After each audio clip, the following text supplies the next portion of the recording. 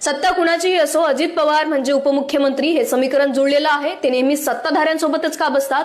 मी सांगते. महायुतीच्या सरकारने विकासाला इतके सिरियसली घेतले की मुंबईचा 99% विकास हा फक्त महायुतीच्या आमदारांनीच केला. फेब्रुवारी 2023 ते ऑक्टोबर 2025 या कालावधीत बीएमसीने मुंबईच्या विकासासाठी 1490 कोटी रुपये मंजूर केले. त्यामध्ये सत्ताधारी आमदारांना मिळाला तब्बल 1476 कोटी, म्हणजे 99% निधी हा फक्त सत्ताधारी आमदारांना मिळाला. विरोधकांना किती मिळाला असावा?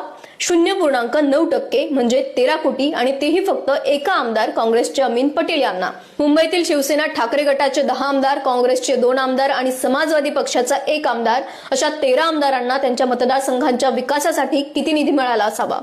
1 रुपयाही नाही. यातील भाजपच्या आमदारांना मिळाला तब्बल 1076 कोटींचा निधी, शिंदेसेनेच्या आमदारांना 372 कोटींचा निधी, आणि तेही ठीक निवडणुकांच्या काही आठवड्यांपूर्वी.